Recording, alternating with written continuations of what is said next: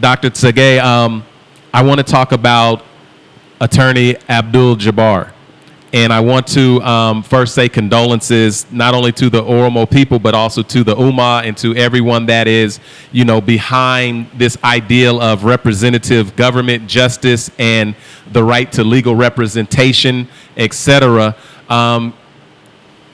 Just recently, he was found dead, and I'd like to really know what you're hearing about that, because the press that I was reading would suggest that he was having a diabetic attack and hurry up and get him something sweet to eat, etc.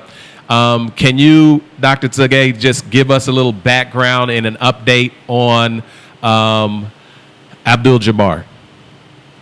Yes, Abdul Jabbar is a friend, a former student at the University Law School, at Tsegaye University Law School, and he has been representing many of the young men and women who have been in protest and arrested in that process for a long time. He is a human rights lawyer with he's what we call a cause lawyer, really committed to social justice and representing many political, many personalities that were victims of political trial in Abiy's regime, sometimes for free. And he is quite a friend on many of these political trials. He was always very careful, and I really admire his sense of professionalism. He was always very careful to turn this, to understand the nature of political trials and to use them as a forum for political messaging without compromising the integrity of the judicial system, without delegitimizing the judicial. And that's a very hard balance to strike. You know that it is a political trial. You want the forum to be a political counterattack, but at the same time, you don't want to delegitimize the court as a lawyer, as an attorney committed to the law. And that was what he has been doing for the last 2 years, particularly after he has been part of the team, and he was the leader of the team of lawyers that represented high-profile politicians such as Jawar Mohammed and Jabbar, and later he also represented Lidatu Ayalio, another famous politician who has been had a harrowing 2 years, and now is out of the country for medical treatment after a long legal battle, even on that, just to get access to medical treatment outside of the country. So Abdul Jabbar, we call him Jabbo, so I don't even know how to say Abdul Jabbar. He has been very much a promising young lawyer probably in his mid-30s, late 30s, or early 40s. We were considering he would be a public-minded lawyer that could be useful for many work in relation to democratic reforms and even nation building in the post-conflict process. And it was a big loss to me personally after Hachalu Hundesa's assassination. This is one of the worst, the saddest moments, because he is a personal friend, a former student, a team of lawyers who defended us. And in the file that Jawar Mohammed and Bakele are accused, I am accused number 11.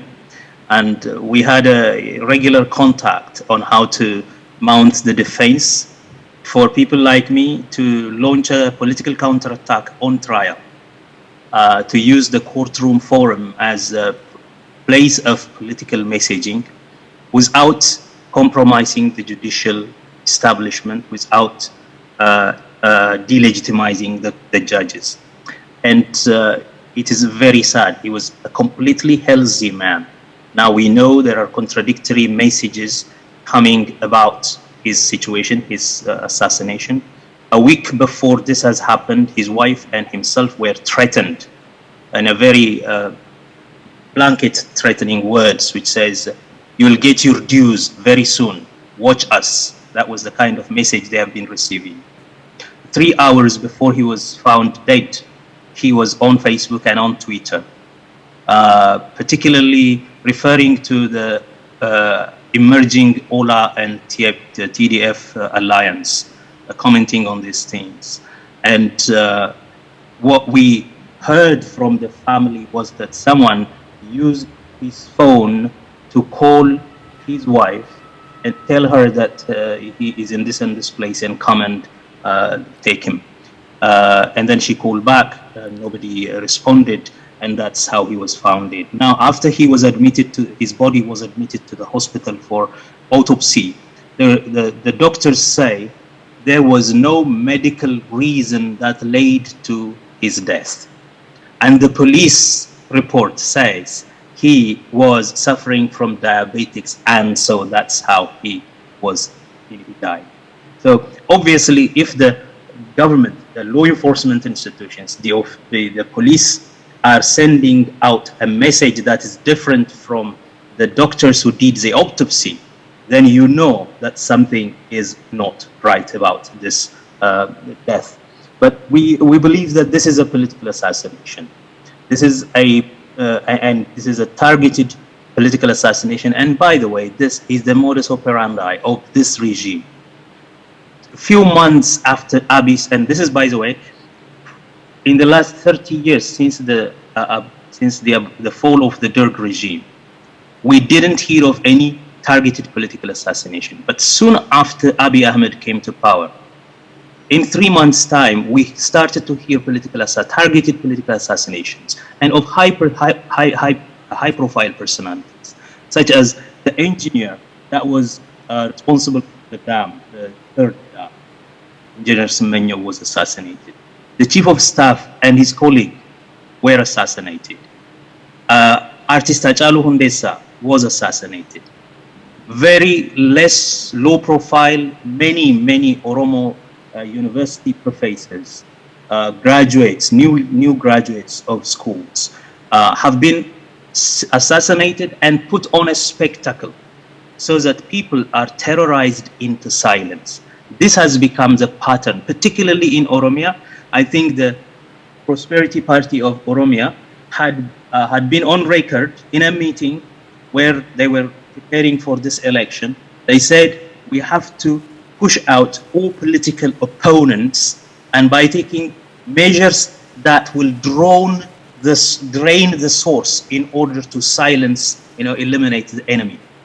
Drain the source to catch or kill the fish. That was the wording used by Bukadu Tasamma, a high-profile, responsible person in the Prosperity Party. In fact, he is the spokesperson, the official spokesperson of the Prosperity Party, who was heard speaking this live in their meeting and later broadcast on television.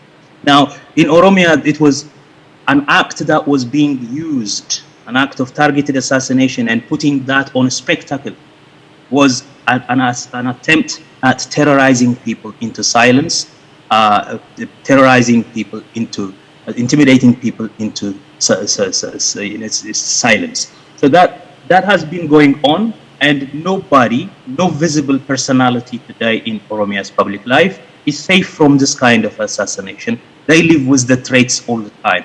Abdul Jabbar, being the lawyer of the prominent political leadership, the attorney of the prominent political leadership in prison today, he's killing. In fact, my immediate reaction was, wait, what is the political messaging of this?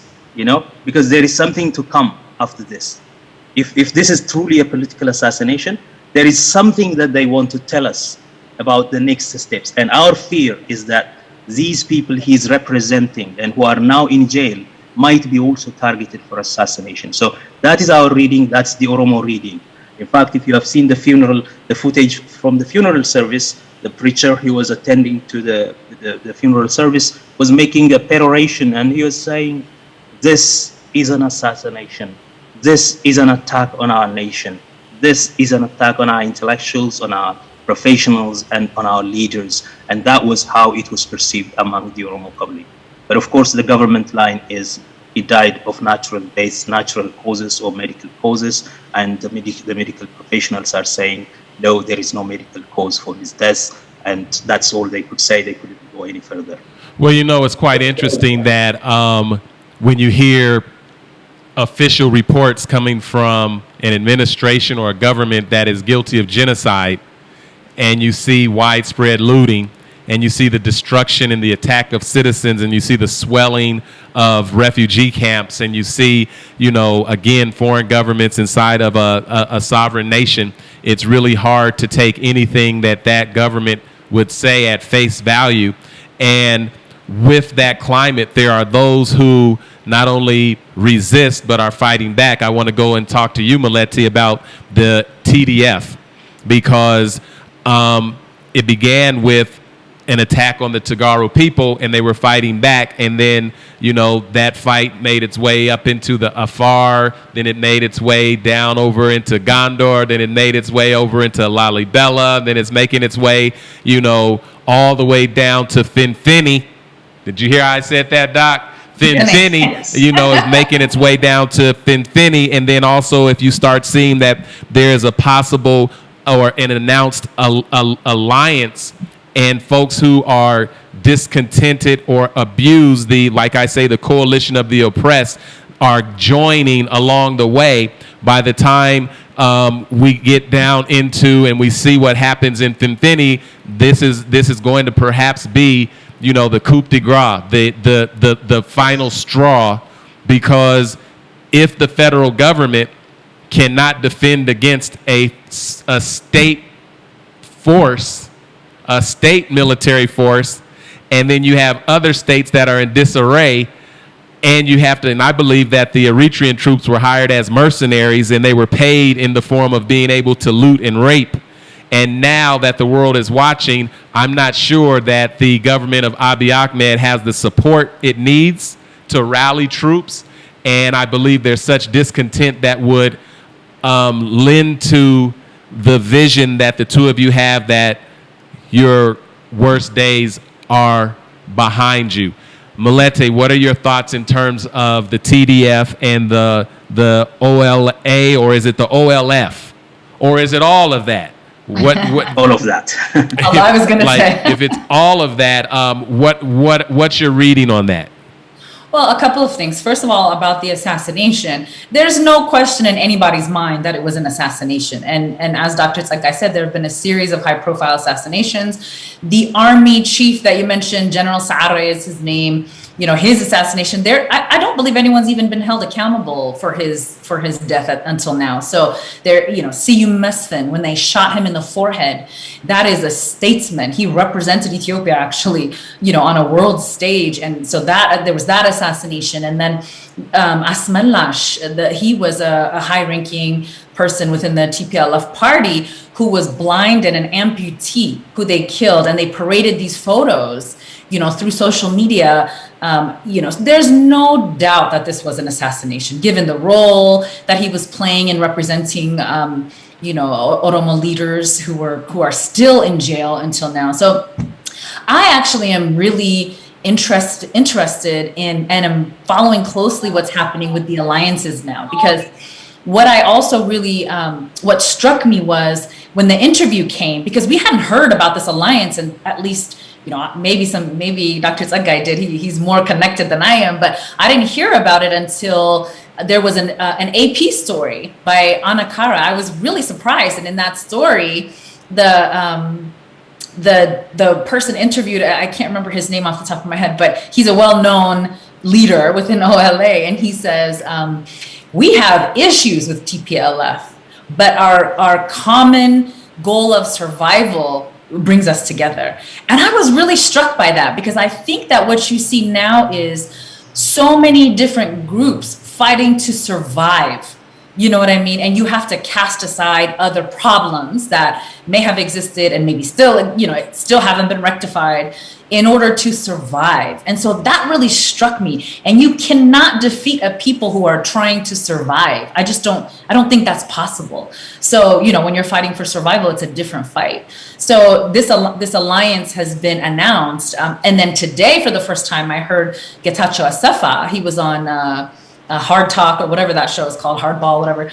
It's a UK show. And he was there, and it was a really interesting conversation. And he, in that conversation, said, yes, this alliance has been formed, and there are other alliances. So I think that's really interesting, and probably very, very frightening for Abiy Ahmed.